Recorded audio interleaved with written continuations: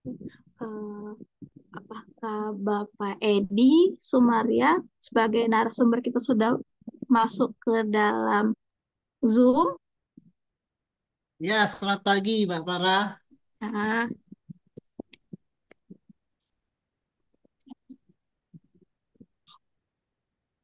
hmm,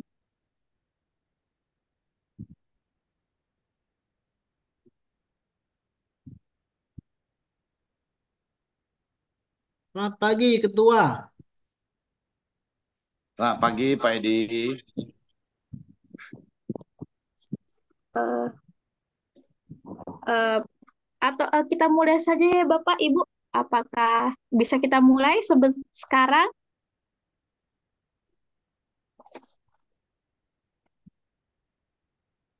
Ya silakan Mbak Farah. Kita on time Oke. 10.00 pas. Eh, Assalamualaikum warahmatullahi wabarakatuh. Waalaikumsalam. Selamat pagi Bapak Ibu semua. Semoga dalam keadaan sehat semua. Pada hari ini, Senin 12 Agustus 2024, kita akan melaksanakan pemberdayaan anggota dengan salah satunya webinar, di mana narasumber kita yang telah hadir di dalam Zoom ini Bapak Edi Sumaria ST, MM, IPM dari dosen Fakultas Teknik Universitas Riau Kepulauan yang akan memberikan materinya terkait teknik pemeliharaan pekerjaan konstruksi.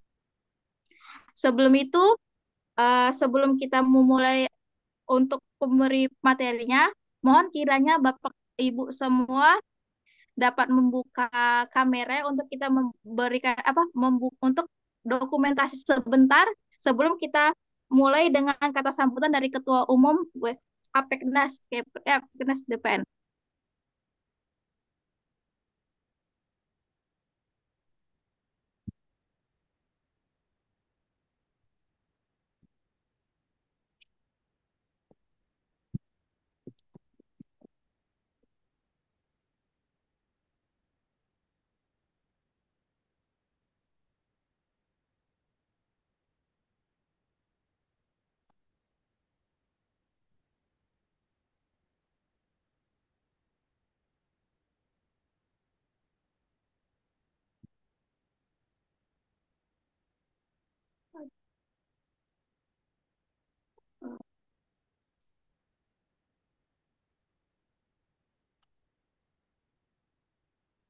Silakan dibuka Bapak Ibu kameranya masing-masing. Eh, Dihitung Mbak Farah kalau sudah ready semua. Masih ada beberapa yang belum buka.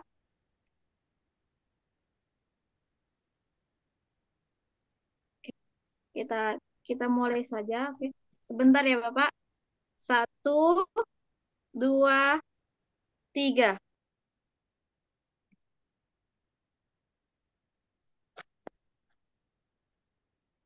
Sebentar ya Bapak. Bapak Ibu semua.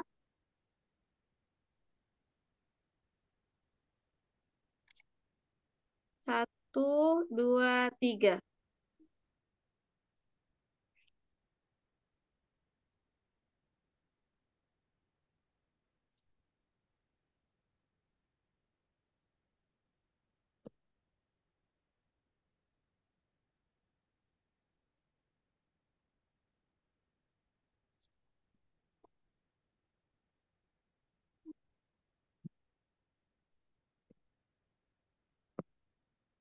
Satu, dua, tiga.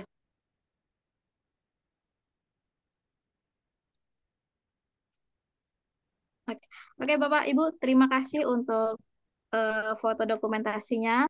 Maka kita akan memulai acara ini dengan sebelumnya dengan kita mendengarkan kata sambutan dari Ketua Umum DPN Apeknas Bapak Insinyur Fandiyon STMPWK. Kepada Bapak kami persilakan. Ya, terima kasih Mbak Farah. Assalamualaikum warahmatullahi wabarakatuh. Salam sejahtera untuk kita semua. Bapak Ibu terkasih, terima kasih sudah hadir dalam Zoom meeting kita hari ini dan terima kasih kepada narasumber sahabat saya Pak Edi Sumarya. Terima kasih. Semoga ilmu yang diberikan nanti bermanfaat. Sebelum kita mulai, kami mempersilakan untuk kita bersama-sama sambil menyanyikan lagu Mars Apeknas, sehingga semangat juang dalam dunia jasa konstruksi semakin kita uh, yakini dapat memberikan kontribusi positif Apeknas untuk bangsa Indonesia. Kami persilakan admin.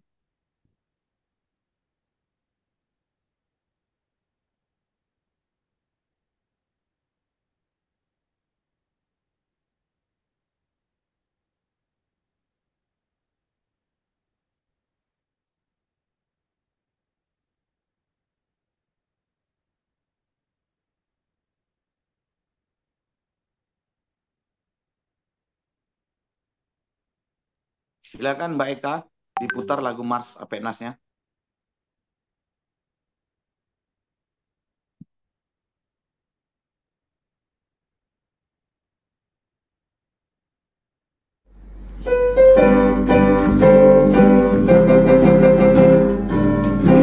Indonesia negeri tercinta, anugerah Tuhan.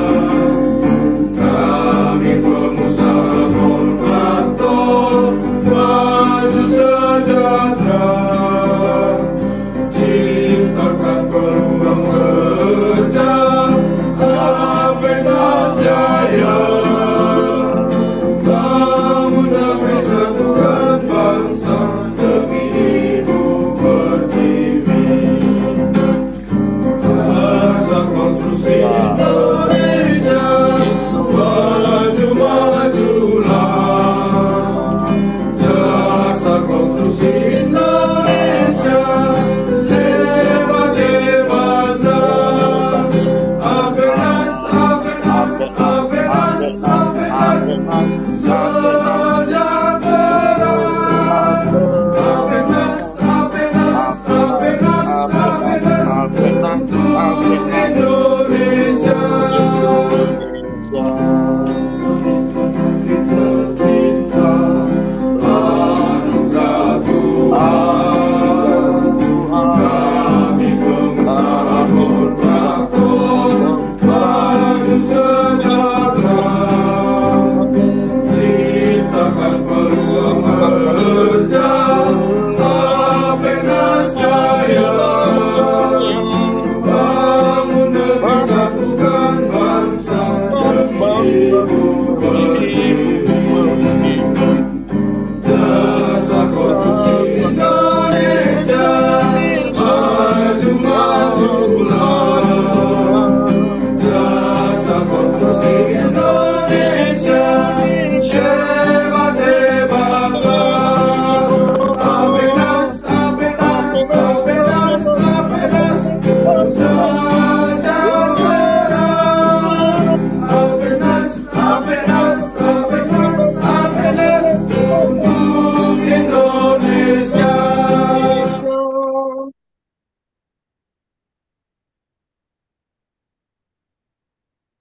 Ya, terima kasih Mbak Eka untuk pemutaran lagu Mars Apeknasnya.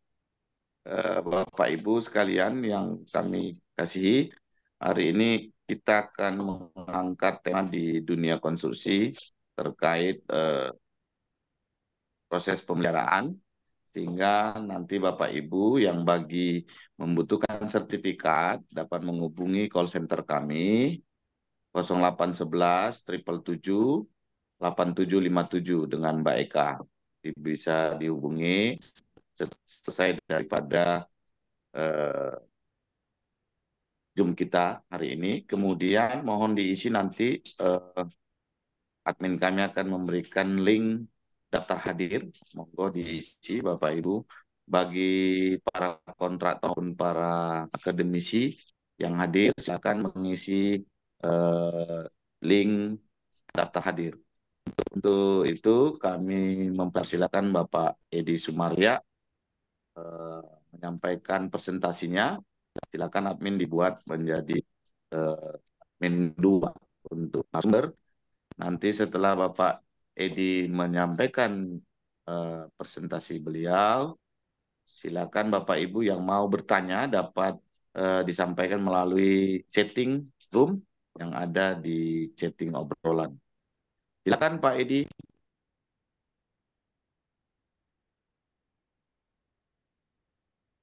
Ya, terima kasih Pak Mandi. Bapak, saya sudah jadi host kan? Atau mohon di-share apa slide-nya ya?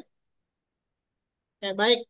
Eh, Terima kasih Bapak Ibu semua yang saya hormati yang bisa hadir pada kesempatan pagi ini dalam webinar kita, yaitu dengan judul teknik pemeliharaan pekerjaan konstruksi untuk menjaga kualitas dan keamanan bangunan.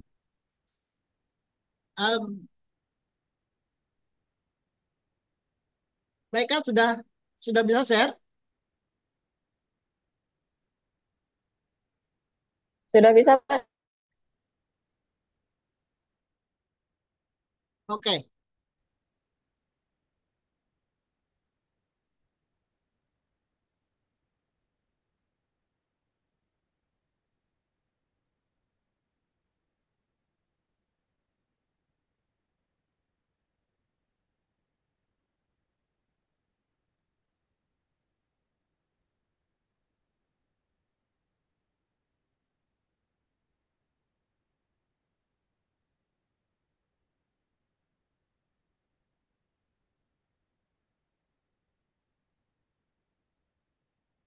Baik, Izin, ya, ya. maaf, maaf Pak, izin Bapak Ibu daftar hadir nanti dicek di chat ya, mohon diisi daftar hadirnya.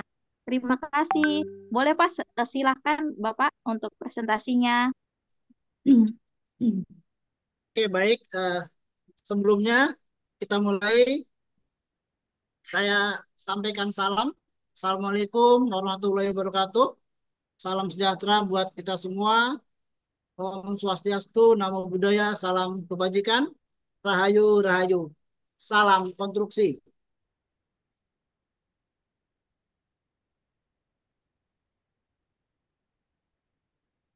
Bapak Ibu udah bisa dengar suara saya? Sudah. Ya, terima kasih. Pada pagi ini tentu pelaku pengusaha konstruksi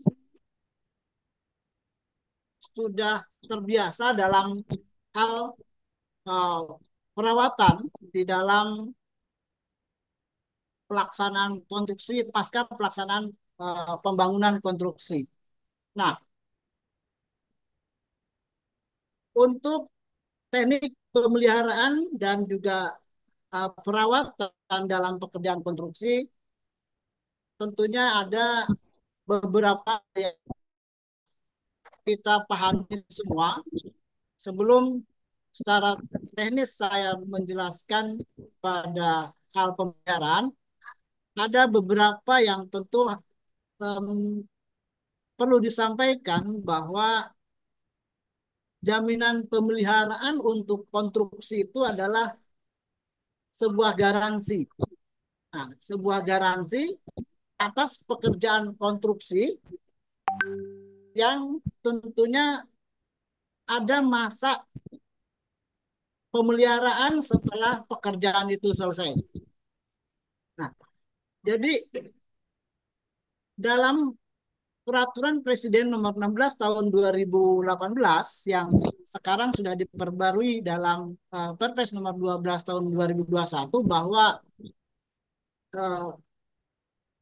pada prosesnya jaminan konstruksi itu dalam masa pemeliharaannya ini wajib, artinya si kontraktor wajib melaksanakan pemeliharaan pada saat mereka ataupun kontraktor menyerahkan pekerjaannya pertama sampai dengan penyerahan akhir.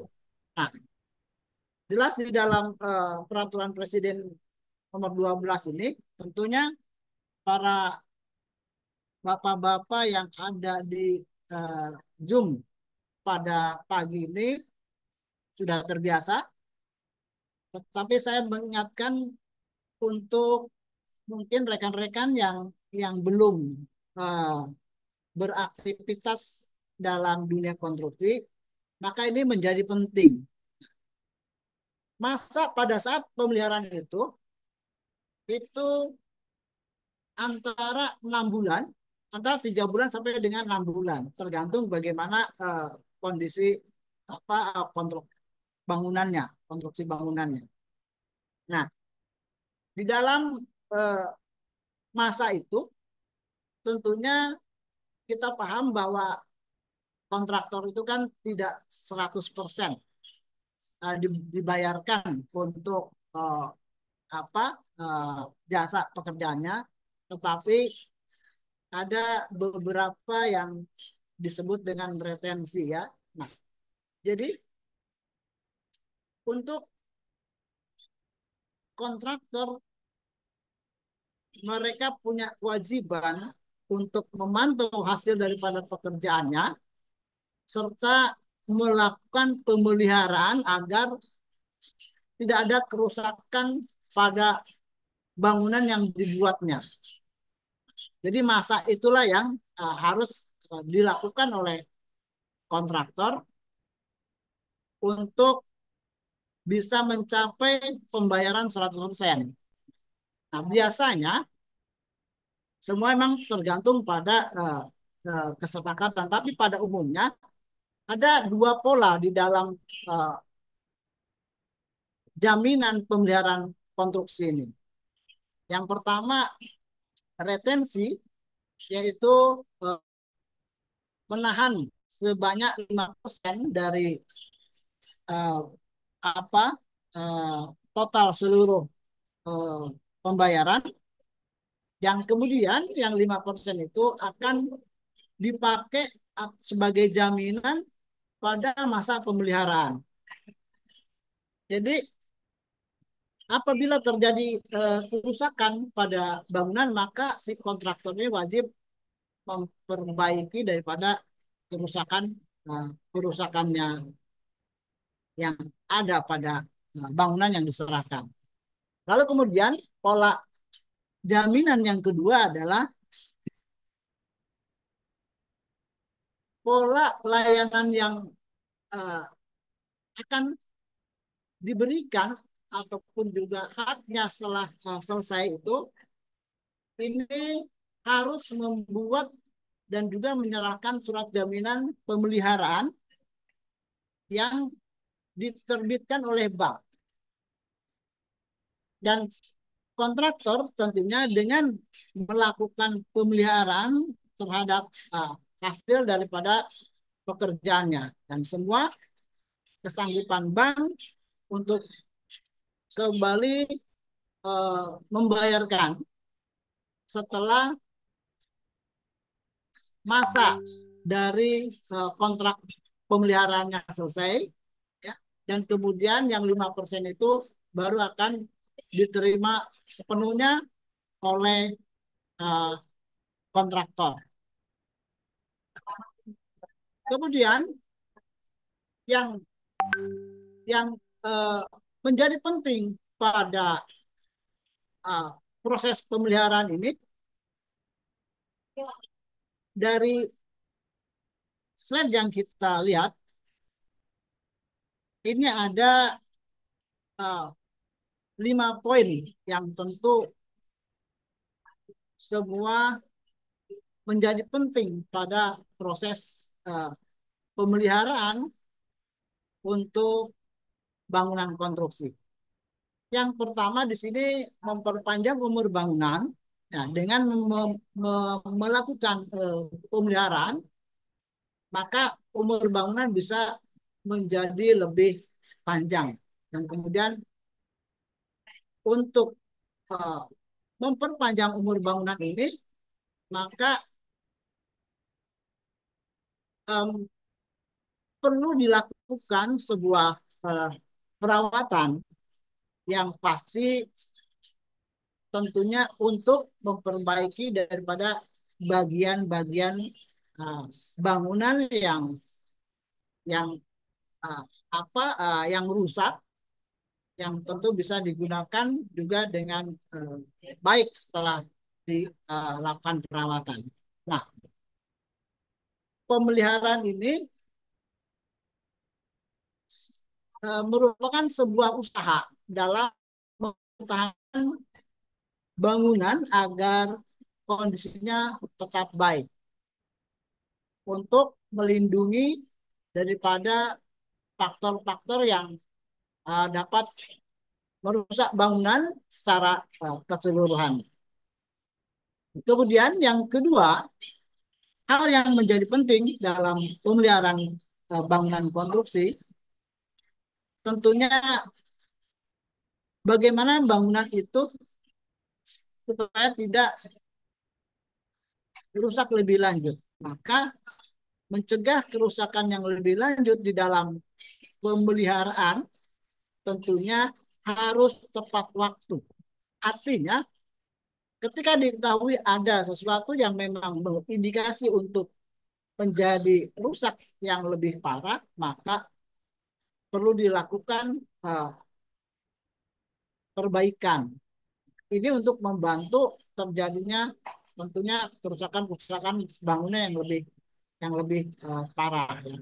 Nah, dalam melakukan pencegahan kerusakan ini tentunya perlu melakukan perawatan secara rutin. Seperti kalau kita uh, selesai ini melaksanakan bangunan gedung misal, tentu ada hal yang dilakukan seperti perawatan tadi.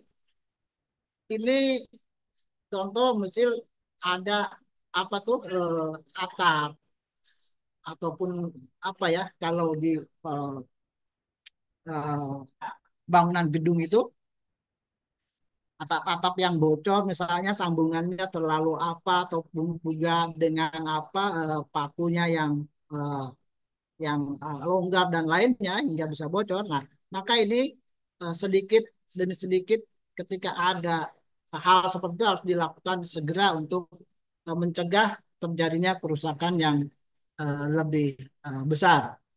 Tentu juga hal-hal yang lain pada misalnya struktur ya dan uh, perawatan pada sistem uh, utilitasnya ya seperti mengidentifikasi pada uh, apa kerusakan-kerusakan yang uh, bisa mengakibatkan menjadi uh, kerugian besar untuk selanjutnya bisa tentu bisa diminimalisir.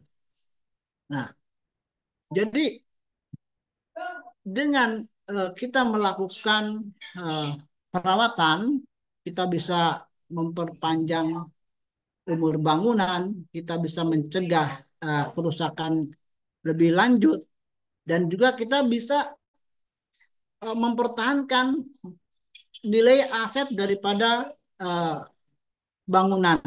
Nah, jadi bangunan yang terawat tentunya ini akan memiliki nilai jual ataupun juga nilai sewa yang lebih tinggi daripada bangunan yang kurang terawat. Nah, dari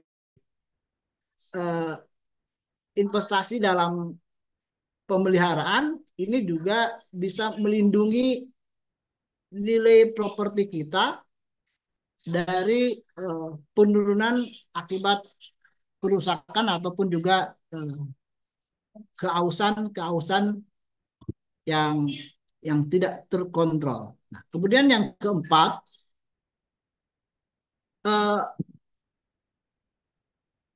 menjamin keamanan untuk penghuni dan juga pengguna.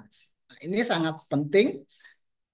Bangunan yang terawat dengan baik tentu akan menjadi nyaman kita pada saat kita menggunakannya kita sebagai penghuninya. Nah, misalnya kalau tangga darurat tidak dilakukan perawatan pemeliharaan dengan baik, maka ini akan terjadi hal-hal yang tentunya bisa menjadikan fatal ya, dan juga bisa membuat kontraktor rugi. Nah, dari sistem pemadam kebakarannya, kemudian peralatan keamanan lainnya, ya, dan kemudian juga untuk meminimalkan risiko-risiko kecelakaan lah, tentunya dengan kita menjamin keamanan dan juga penghuni, tentunya eh, ini akan menjadi lebih eh, apa terjaga daripada si pengguna eh, bangunan tersebut. Nah, kemudian yang kelima, untuk memenuhi persyaratan peraturan. Nah, pemeliharaan bangunan ini tentunya untuk memenuhi persyaratan ada beberapa regulasi yang biasa diatur di dalam Perda juga, ya. Dan kemudian misalnya bangunan-bangunan komersial itu juga harus eh, tetap jaga ataupun patuh terhadap standar keselamatan dan juga kesehatan kerja yang tentunya ini harus dipatuhi oleh semua kontraktor. Bagaimana agar seluruh proses ini bisa memenuhi daripada eh, persyaratan peraturan yang harus dilakukan. Kemudian eh, slide yang berikutnya, Mbak Farah.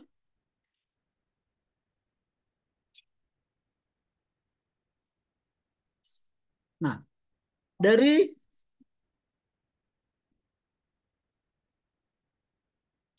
jenis pemeliharaan yang tadi saya sudah beberapa poin ya, diantaranya untuk uh, menjadi penting dalam melaksanakan pemeliharaan. Tentu kita paham juga ada uh, bagaimana struktur ataupun juga bagaimana pemeliharaan itu, mana yang harus kita jadikan prioritas ataupun juga yang perlu dilakukan. Dari jenis pemeliharaan preventif, tentu bagaimana kita melakukan perawatan secara rutin agar bisa mencegah terjadinya kerusakan. Banyak hal yang di dalam gedung kita bisa lihat, seperti kalau kita masuk di dalam misalnya di gedung hotel ya, ada beberapa checklist yang dia uh, lakukan untuk melakukan bahwa ini adalah perawatan rutin yang dilakukannya dia, seperti uh, perawatan-perawatan yang untuk penerangan, untuk apalagi eskalatornya, itu lain-lainnya. Kemudian juga untuk pemberian korektif. Nah, ini untuk yang menjadi uh, apa penting pada uh, pemeliharaan ini, tentu ada beberapa juga strategi-strategi di dalam melakukan perencanaan daripada perawatan. Nah, dari jenis pemeliharaan seperti perencanaan yang terencana, kemudian juga yang tidak terencana, pemeran untuk pencegahan, untuk korektif, dan juga untuk pemeliharaan secara darurat. Nah, dari mulai kita melakukan pencegahan, kemudian eh, memperbaiki kerusakan, dan lalu kemudian untuk pemeliharaan secara prediktif. Ini tentu hal yang harus ataupun juga wajib dilakukan oleh seluruh pelaku konstruksi dan juga kontraktor bangunan, terutama eh, sebelum selesai masa jaminannya agar tidak menjadi rugi tentunya. Tapi setelah itu selesai masa jaminan pemeliharaannya, nah ini bisa menjadi sebuah peluang, artinya bisa kita langsung ambil untuk pemeliharaannya gedung itu, ataupun juga bisa kerjasama dengan si pemilik gedung untuk kita menjadi apa eh, perusahaan yang melakukan perawatannya. Kemudian selanjutnya BK. Nah, dari eh, pemeliharaan ini tentu ada beberapa strategi ataupun juga tahapan-tahapan pemeliharaan yang eh, harus dilakukan seperti inspeksi rutin, ya. Inspeksi rutin, apa yang diperlukan tentunya ada tim kita yang harus melakukan secara rutin, memeriksa seperti kalau di bagian dinding tentu kelembabannya bagaimana, apakah dia plesterannya seperti apa kalau di bangunan gedung, kemudian di atap dan lain-lain juga.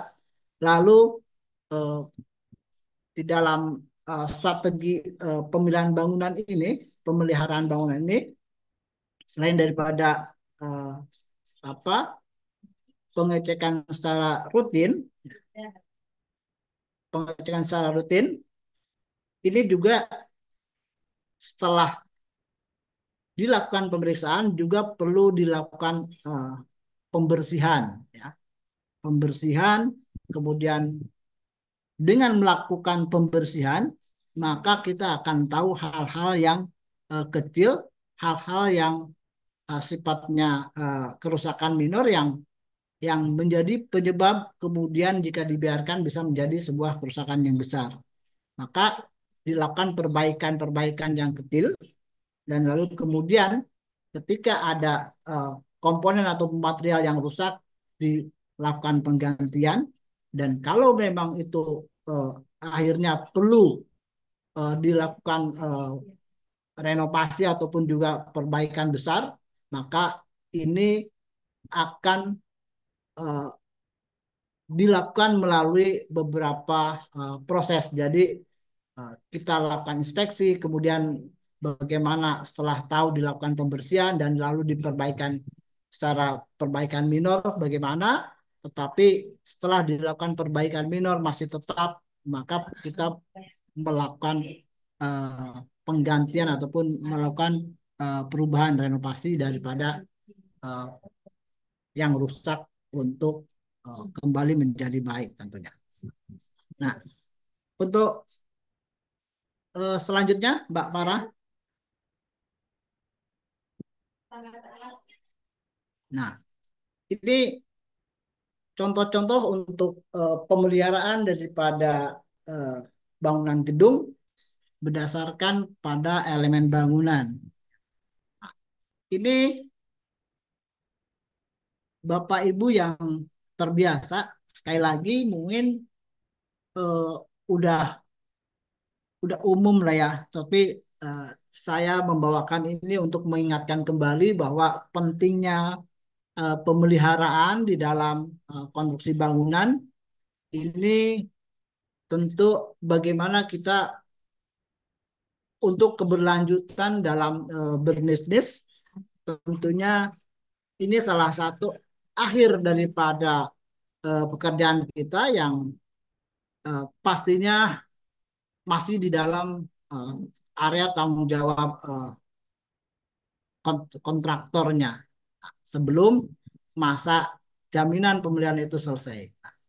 Jadi di dalam contoh ini terlihat bagaimana pemeriksaan pada struktur dengan eh, kerusakan-kerusakan yang retak, yang korosi, dan juga eh, penurunan-penurunan fungsi ataupun kualitas, tentu ada ahli-ahli yang sudah terbiasa melakukan eh, pemeliharaan untuk struktur. Kemudian juga untuk pemeliharaan atap, seperti yang tadi saya sampaikan bahwa dengan pemeriksaan kebocoran, kerusakan pada genteng saluran air ataupun juga drainasenya yang kurang baik, maka dari eh, pemeliharaan ini akan bisa menghasilkan hasil yang lebih eh, baik, akan menghasilkan bangunan yang terjaga. Dan kemudian untuk pemeliharaan pada dinding, ini ada satu alat yang bisa mendeteksi bahwa dinding ini retak ataupun juga kelembabannya dan juga plesterannya yang rusak. Nah, tentu ada beberapa hal nanti kita akan bahas di slide berikutnya. Nah, kemudian pada lantai pemeriksaan retak, kerusakan keramik dan juga kemiringan. Ini satu hal yang tentunya menjadi fatal ya, ketika mungkin kalau kita melakukan ataupun mengerjakan sebuah villa ya, ini akan menjadi uh, hal yang sangat mudah diperiksa. Kalau di dinding, kalau di struktur mungkin akan sulit untuk memeriksanya. Tapi ini sangat mudah memeriksanya ketika uh, di posisi pada lantai. Maka dengan pemeliharaan yang benar, maka akan memberikan eh, bangunan ataupun juga hasil kerjaan yang lebih baik. Lalu kemudian pada sistem eh, mekanikal dan juga elektrikal, pemeriksaan kinerja dan juga kebersihan dan keamanan dari instrumen-instrumen yang ada pada bangunan gedung itu. Nah, dari contoh-contoh yang berdasarkan elemen bangunan ini minimum kita harus mempunyai sebuah apa ya checklist untuk menjamin bahwa semua proses pemeliharaan ini dilaksanakan dengan baik. Kemudian untuk slide selanjutnya, Bapak Bara, dari faktor yang mempengaruhi pemeliharaan tentu ada, semua ada umurnya gitu kan, semua ada umur daripada eh, apa um,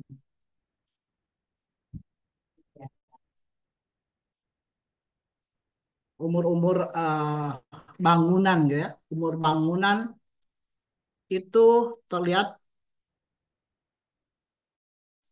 20%. Ini menurut ahli ya, menurut ahli saya lupa referensinya. Jadi menyatakan bahwa yang mempengaruhi eh, pada pemeliharaan itu umur bangunan 20%. Nah, bangunan ini tentunya bangunan yang lebih tua. Nah, umumnya dia membutuhkan perawatan yang lebih intensif. Tapi kalau bangunan-bangunan yang umurnya masih masih baru, nah tentu ini runtutannya yang menjadi penting juga adalah bagaimana kita memilih kualitas bahan bangunan.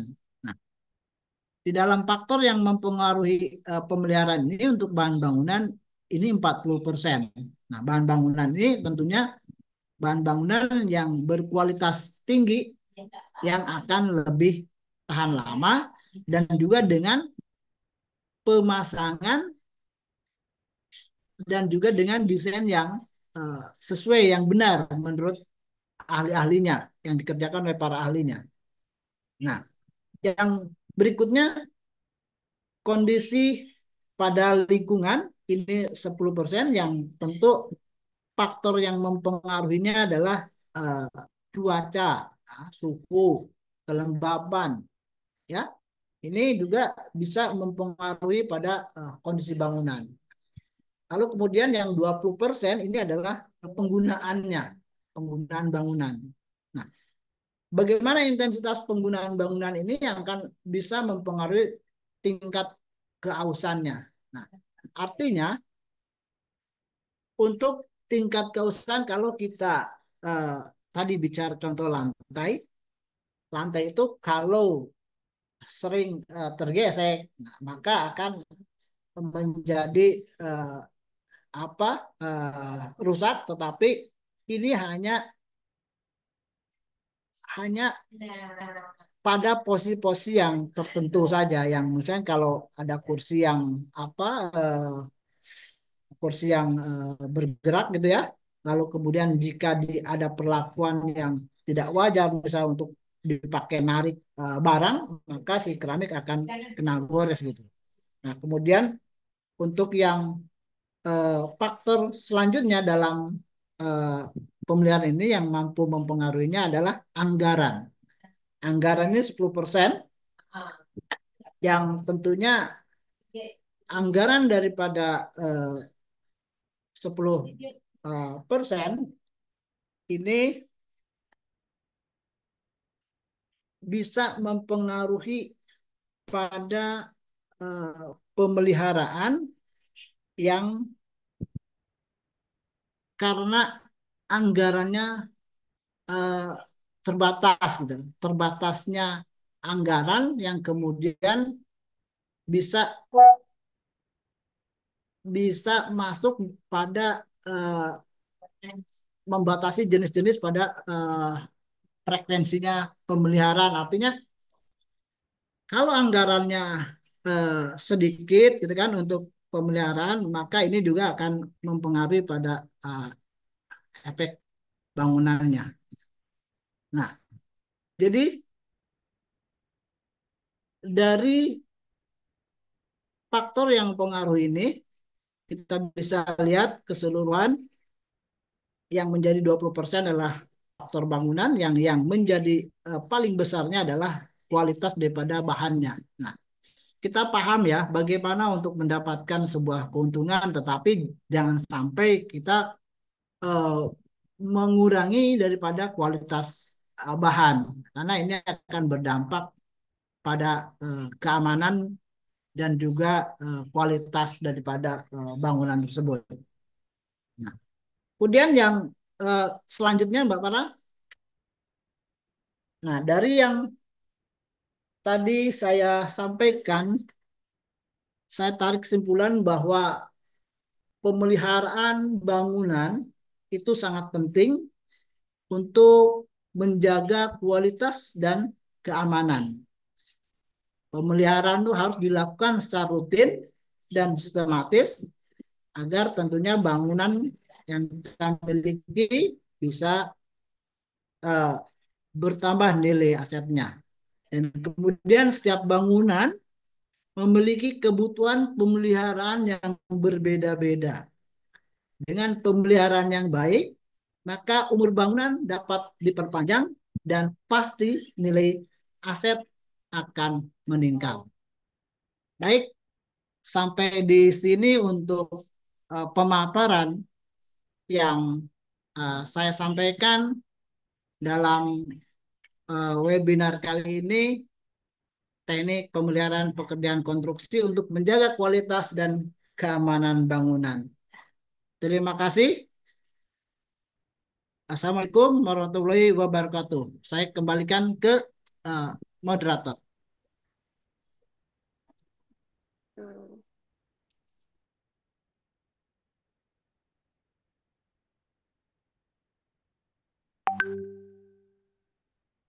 Pak Para masih di mute suaranya. terima kasih kepada Pak Edi Sumaria yang telah memberikan pemaparannya kepada kepada para peserta.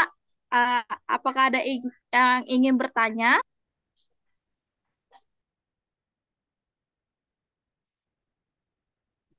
Oke, Mbak.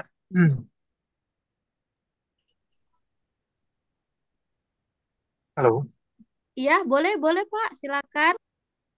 Ya, selamat pagi, Bapak narasumber Ya, selamat pagi dan Pak Santo. semuanya. Pak, mau tanya, Pak, kalau untuk pemeliharaan tulangan yang korosif, jadi ada pecah, selimut pecah, terus tulangannya korosif itu bagaimana, Pak ya, penanganannya, Pak? Oke, Bapak Para, saya bisa langsung jawab ya. Ya, Pak. Boleh, silakan Pak. Oke, terima kasih Pak Santo. Pertanyaan yang bagus ya.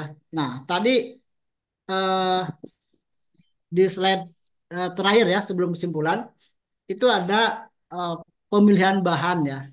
Jadi pertanyaannya bagaimana penanganan ketika pada tulangan yang korosif. Begitu ya Pak ya? Betul, Pak. Nah, Ya, selimutnya yang sudah pecah, jadi kelihatan selimutnya pecah, kelihatan ternyata dalamnya tulangannya itu korosif gitu, Pak. Dan penanganannya bagaimana, Pak? nah, Terima eh, kasih, Pak. terima kasih Pak Santo. Ini tentunya bapak-bapak praktisi yang lebih senior boleh juga memberikan eh, masukan ataupun juga saran-saran dari eh, apa eh, kekurangan jawaban yang akan saya sampaikan. Nah, jadi pada saat awal ketika kita menemukan ini kan proses sudah dibangun dan kemudian pada saat inspeksi Pak Santo menemukan masalah ini. Nah, eh, pada umumnya menurut saya yang biasa kalau saya lakukan ketika saya mendapatkan pekerjaan yang tentunya kurang lebih sama dengan Pak Susanto, dalamnya kan tulangannya besi Pak ya. Nah, ini ada korosi. Nah, ini modelnya apakah dia terbungkus ataukah tulangannya saja kemudian lapisan daripada misalnya taruhlah habim gitu Pak. Ini korosi di situ ataukah udah tulangan cor yang kemudian eh, apa corannya lepas. Bagaimana Pak yang kondisinya Pak? Tulangan betonnya, Pak. Tulangan beton, bukan tulangan bajanya, tulangan beton. Tulangan coran beton itu dia karena pecah selimutnya sehingga baru kelihatan tulangannya itu korosif, ada keraknya, tapi memang belum putus gitu, Pak. Seperti itu, Pak, Ya, kondisi, Pak. Tulangan cor. ya, tulangan cor ya. Katakanlah balok gitu, Pak. Ya, balok lah ya. Nah, Balok ya, Pak. eh, kalau yang saya biasa lakukan Pak ketika hal seperti Ya, Pak. itu kita perbesar dulu Pak sampai sejauh mana nih kerusakannya. Misalnya contohlah ini tiang baloknya nih. Di sini ada retaknya yang kemudian tulangannya sampai terlihat rusak. Maka saya akan Nah, sampai dibobok dulu semua, akan terlihat hmm, begitu. Lalu kemudian baik. besinya ini kalau di tulangan besinya apakah dia eh, perlu kita tambahkan dengan tambah satu skor las gitu kan. Artinya misalnya besi 16 lah misalnya gitu kan. Ya, Lalu Pak. Ya, kita Pak. uh, korosi nih di satu sisi ini. Maka kalau Ya, saya kalau saya Pak ya, kebiasaan saya sih ya. untuk simpel tapi tidak mengurangi kekuatan, saya tambahkan uh, besi yang sama kemudian dilas lalu dicor ulang Pak dengan dikasih perkat yang apa sika itu ya, yang apa Ya, ya. seperti itu. Nah, lalu kemudian saya cor ulang. Nah, itu sih yang biasa saya lakukan Hmm, kalau ketemu masalah yang seperti itu gitu Pak. baik, Atau Pak. mungkin Terima kasih, Pak. ya sama-sama Pak. Atau mungkin dari bapak-bapak lain bisa sharing pengetahuannya dengan hal yang serupa Pak Susanto tadi tanyakan dari apa yang saya jawab untuk bisa lebih baik lagi mungkin silakan.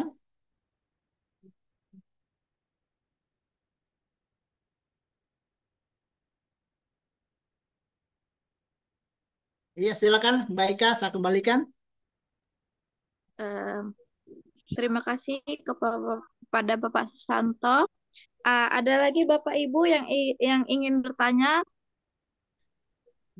Selamat Kami pagi. persilahkan. Iya, bagi. Saya Bu Feni dari PT Deborah Jaya Perkasa. Saya mau bertanya kepada Pak Edi. Iya. Pak Edi, tadi saya sudah mengikuti dan menyimak atas Bapak mengatakan untuk cara memelihara untuk sebuah bangunan ya. Tapi yang saya lihat tadi dari materi yang sudah Bapak sajikan itu tentang secara bangunan ataupun fisik baik lantai, dinding tadi. Boleh saya bertanya kalau bagaimana dengan cara memaintain ataupun memelihara dalam suatu bangunan itu untuk instalasi listriknya, Pak, Oh ya, baik, baik. seperti panelnya maupun paralel-paralelnya seperti itu, Pak. Itu Baik. bagaimana cara kita mengatasinya ataupun memeliharanya? Demikian pertanyaan dari saya. Terima kasih, Pak Edi. Ya, baik. Saya langsung jawab, Mbak Farah ya. Terima kasih Ibu Deborah. Eh, Pertanyaan yang bagus ya. Artinya ketika saya menyampaikan materi ataupun juga pemaparan yang pada akhirnya Bapak Ibu bertanya berarti kan ada apa interaksi yang pas gitu. Nah, inilah yang apa menjadi webinar yang baik.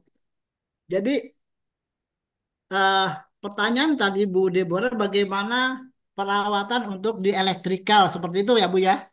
Ya, benar, Pak. Misalnya saya saya ambil permisalan untuk bangunan eh, gudang pabrik begitu ya Bu ya. Ya, boleh, Pak, ya. Nah, dalam bangunan gudang pabrik tentunya kan kita paham bahwa di dalam sebuah gedung gudang ataupun juga pabrik ada beberapa instrumen elektrik. Mulai dari kalau kita runtut dari luar, gaduh induk misalnya kan, gaduh trafo lah, kemudian ada beberapa instrumen dalamnya ada kubikel, ada apalagi eh, main distribution panelnya ya, ada MDP-nya. Lalu kemudian ada sampai masuk ke dalam gedungnya nih, ada beberapa panel-panel induk. Nah, Benar, kita Pak. harus pahami juga bagaimana melakukan perawatan, pemeliharaan untuk di eh, panel-panelnya. Nah, tentu Ya, kalau kita bicara panel listrik, di dalamnya tentu ada instrumen listrik. Seperti ya, apa? NFB-nya, ada apa lagi? ABS-nya, ada MCB dan lain-lain.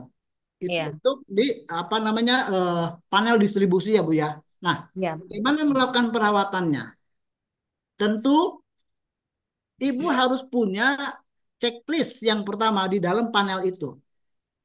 Apa saja yang perlu diperiksanya? Ya, misalnya eh, koneksi kabel, kemudian temperatur daripada apa tuh NFB-nya, ya, instrumen-instrumennya itu memenuhi standar nggak? Misalnya ada infrared yang ditembakkan gitu, temperaturnya dilakukan pemeriksaan, pada saat diperiksa ini temperaturnya 76 derajat misalnya. Padahal maksimalnya adalah di situ 40 derajat misal. Nah, maka dengan melakukan perawatan atau pemeriksaan rutin tadi yang saya katakan, maka akan mencegah kerusakan yang selanjutnya. Maka dengan hal seperti itu, Ibu bisa terapkan pemeliharaan secara rutin untuk panel-panel listrik dengan koneksinya bagaimana, terus temperaturnya kabel, temperaturnya instrumen, kemudian kebersihannya. Nah, ini harus dilakukan secara rutin.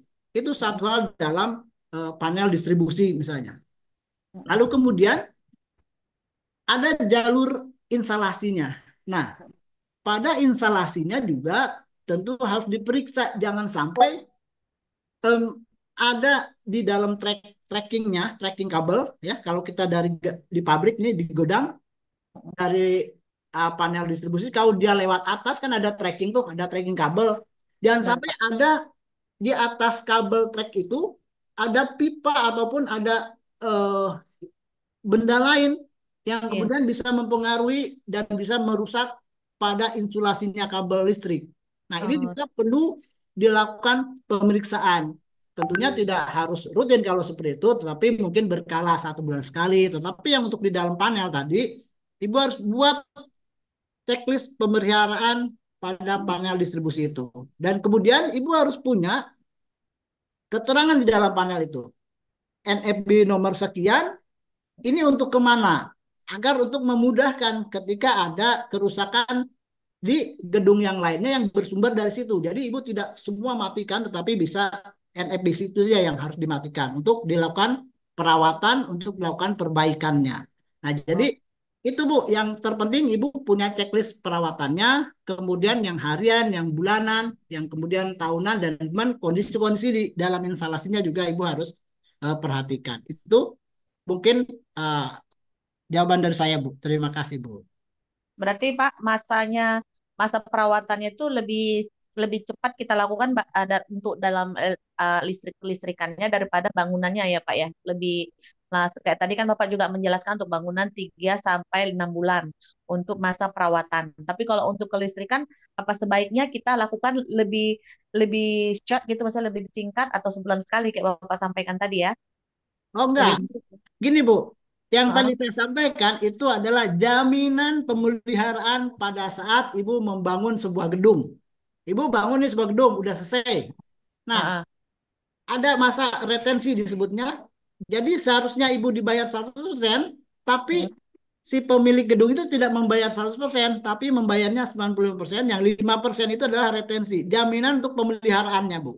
Oh, Nah, jadi kalau untuk yang pemeliharaan yang tadi Ibu sampaikan, itu heeh, juga sama. Pasti ada retensi pemeliharaan. Ketika Ibu dapat dapat proyek nih untuk membangun instalasi iya. sebuah perusahaan, maka Ah, pasti dia ada retensinya, Bu. Ada retensi yang standarnya itu 5% akan ditahan. Setelah masa berlaku retensi itu habis, tadi misalnya 6 bulan, nah, ini akan diberikan. Tetapi kalau dalam itu sudah selesai ya, pekerjaan Ibu sudah selesai, udah clear semua pembayaran. Nah, kemudian Ibu menjadi kontraktor yang melaksanakan perawatan untuk elektrikal di pabrik itu, di gedung itu, maka Ibu harus punya step-step yang tadi. Pemeliharaan ataupun checklist perawatan ya. Kemudian di dalam checklist perawatan Ibu harus punya schedule perawatan daripada harian, mingguan, bulanan, dan kemudian oh, tahunan. Nah, seperti itu. oke, oke, Pak. Terima kasih sekali, Pak, buat informasinya, Pak. Sama-sama, Bu. Eh, Terima kasih kepada Bu Feni atas pertanyaannya. Selanjutnya, apakah ada Bapak Ibu yang ingin bertanya lagi? Kami Ada Bu? persilahkan. Oh, boleh Pak? Enggak ada. Ya, Pak siang, siang Pak Edi. Mau tanya tentang SLO dan SLF Pak. Sertifikat layak operasi, sertifikat layak fungsi. Ya. Nah, untuk SLO itu kan lebih ke equipment seperti genset, trafo, MDB. Ya.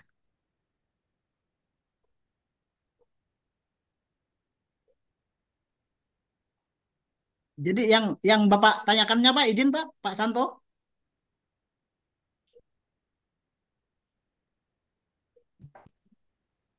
Ada sertifikasi layak fungsi gitu Pak. Sertifikasi layak operasi dan sertifikasi layak fungsi gitu Pak. Fungsi. Ya. Ya. Nah, Oke, baik, baik. artinya Ya. SLO dan SLF ini kan baru. Ya.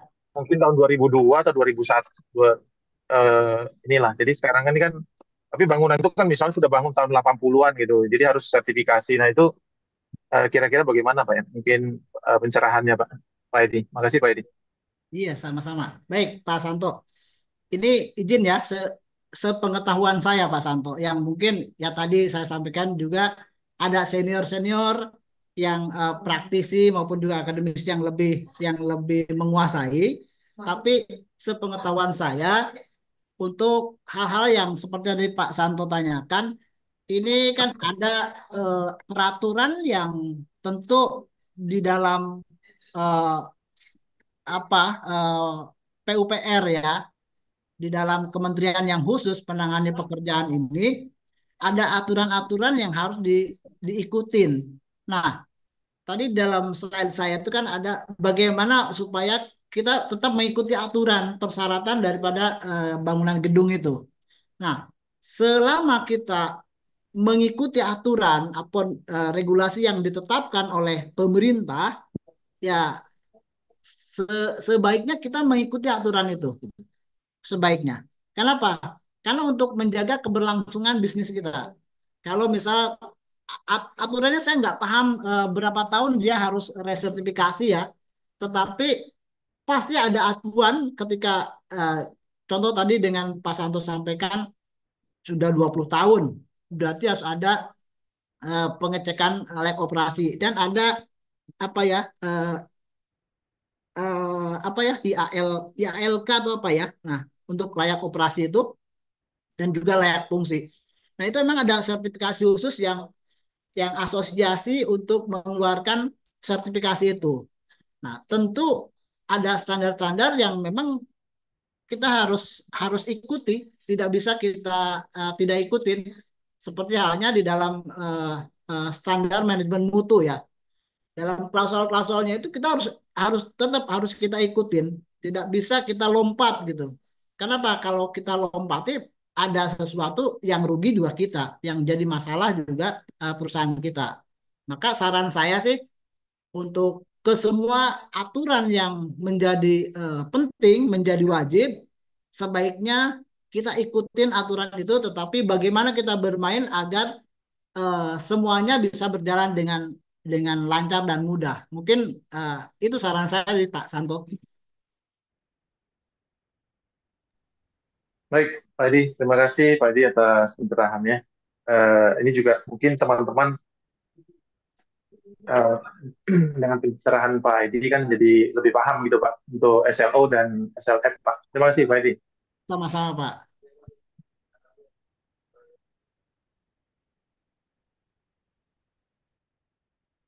Terima kasih Pak Susanto atas pertanyaannya. Ada lagi Bapak Ibu semua yang ingin bertanya?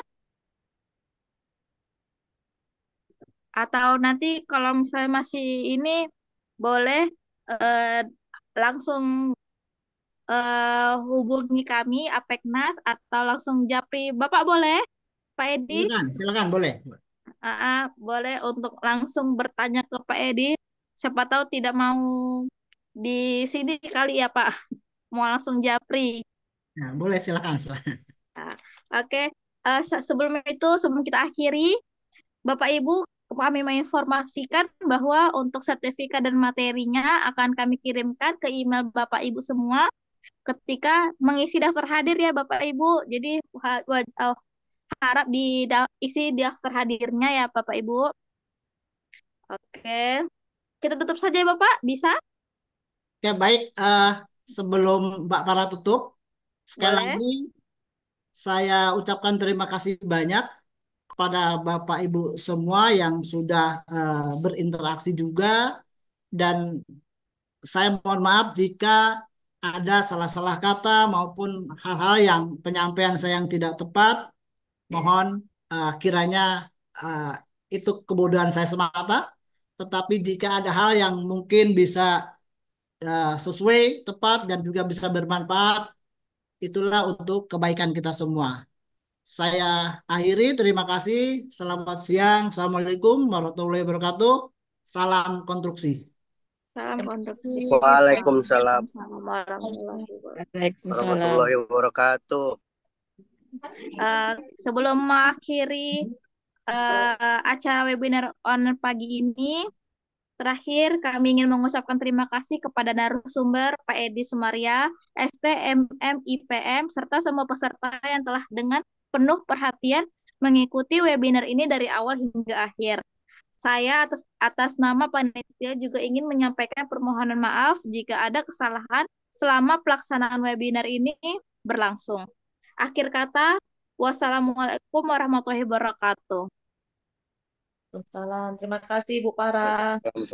Iya, Assalamualaikum warahmatullahi wabarakatuh. Ya, izin lab ya, Mbak Farah. ya Pak. Terima kasih semua.